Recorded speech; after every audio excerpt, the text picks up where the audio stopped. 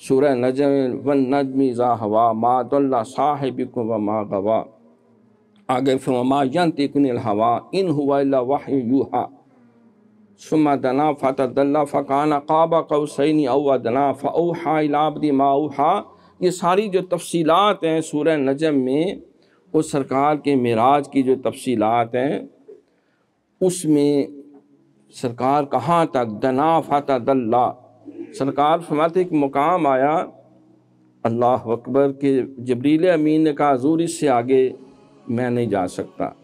بار برابر گیا، بخاری شریف کے حدیث میرے سارے پل جل جائیں گے۔ اب آپ جانے اور آپ کا خدا جانے، تو سرکار اس سے بھی آگے فرماتے ہیں کہ آواز آتی تھی ادلو منی، محبوب قریب آ جاؤ، تو میں جتنا فاصلہ پیچھے سے سفر کر کر کے وہاں تک آیا تھا جبریل کے ساتھ، براق کے ساتھ، رف رف کے ساتھ، تو جب میں نے قدم بڑھایا تو ان سارے جتنے وسیلے تھے ان سے ڈبل سفر میں اکیلا طے کر گیا، اپنے جذبوں سے، اللہ کی دی ہوئی توانائی و طاقت سے۔ پھر آواز ادلو منی،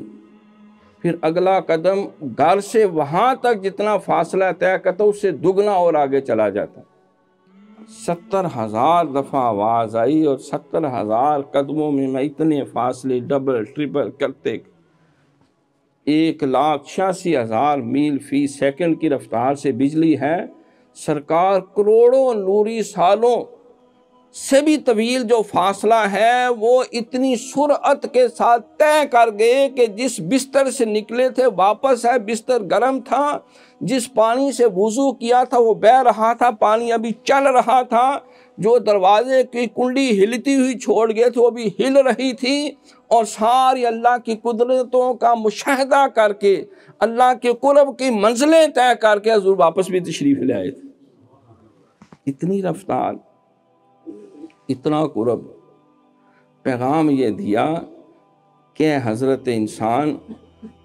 تو جتنی مرضی بلندیوں پر چلا جائے، اللہ اپنے نبی کو، امام الانبیاء کو جس درجے تک بھی لے جائے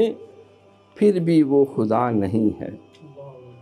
مقام الوہیت صرف اللہ کا خاصہ ہے، عبادت صرف اللہ کے لیے ہے، استعانت صرف اللہ کے لیے ہے۔ اللہ رب العالمین جو ہے وہ مالک اور خالق ہے۔ تم ایک اعزاز کو دیکھ کے گھٹن ٹیک دیتے ہو، سر جھولی میں رکھ دیتے ہو، قدموں پہ نثار کر دیتے ہو، امام الانبیاء کے رتبے مقام کو دیکھو۔ 1,40,000 کم و بیش صحابہ میں سے کسی نے حضور کو سجدے نہیں کیے، ہاں جانوروں نے کیے، اونٹ نے کیا، جب صحابہ نے اذن طلب کرنا چاہا تو نہیں، عبادت کے لائق صرف اللہ کی ذات ہے۔ یہ معراج انسانیت ہے۔